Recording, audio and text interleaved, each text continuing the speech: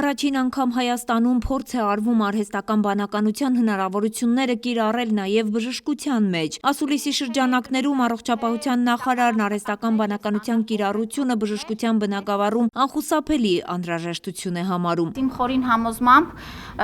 այս գործիքները լինելու են օժանդակ շատ կարևոր օգնող թե բժիշկներին, թե նաև մարդկանց կառավարելու իրենց առողջապահական հարցերը, լինելու ավելի տեղեկացված իրենց առողջության մասին։ Արհեստական բանականությամբ աշխատող առողջապահական օգնական հայկական դոկու ստարտափը մշակել է համակարգ, որի միջոցով մարդիկ կարող են հետևել իրենց առողջական վիճակին, ստանալ լաբորատոր հետազոտությունների վերլուծություն եւ անհատականացված առաջարկներ։ Քաղաքացիներին մեր լուծումը հնարավորություն կտա ստանալ իրենց լաբորատոր հետազոտությունների վերաբերյալ բարձ հասկանալի բացատրություններ, արտաքին միջոցով հնարավոր կլինի ստանալ հետևել առողջության ցուցանիշների գծով դինամիկային եւ անհրաժեշտության դեպքում ուղղորդվել համապատասխան բժշկի մոտ։ Արհեստական բանականությամբ աշխատող լաբորատոր տվյալների վերլուծության համակարգի առաջին գործարկումն իրականացվել է Blood Cells լաբորատորիաների հետ համագործակցությամբ։ Մենք ունեցանք մի պրոդուկտ, որը մեկ քայլ մի նիշով բարձրացրեց լաբորատոր ծառայությունների մատուցման որակը եւ խթան հանդիսացավ նոր ավելի նորարարական լուծումներ ձեռք բերելու եւ դրանց միջով անցնելու։ Համակարգը ստանում է հիվանդի համաձայնությամբ տրամադրված լաբորատոր վերլուծությունների ամբողջական փաթեթը եւ վերլուծում դոկուսի սեփական ալգորիթմով, բացահայտելով հնարավոր շեղումները։ Ինտեգրված համակարգով պացիենտի տվյալները գալիս են մեզ, մի քանի րոպեվա ընթացքում գեներացվում է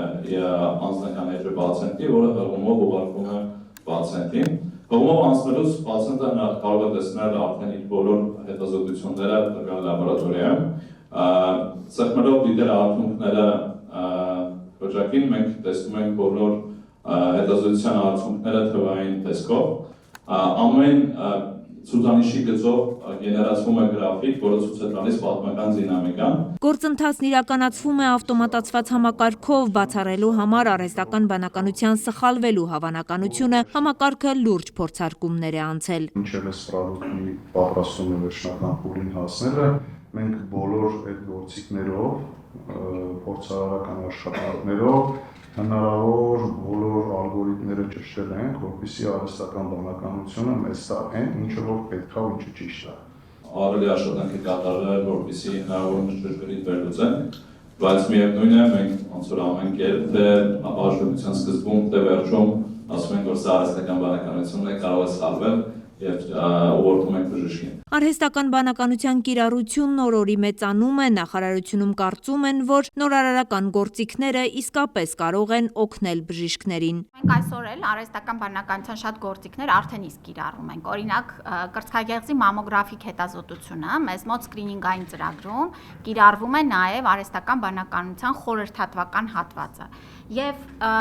իմ նպատակն է նաև եւ մեր կառավարության, որպեսզի խթանենք Հայաստանում արհեստական բանականության տարբեր գործիքների ստեղծումը նաև առողջապահական ոլորտում, որովհետև այո, դա ապագան է եւ առողջապահական համակարգը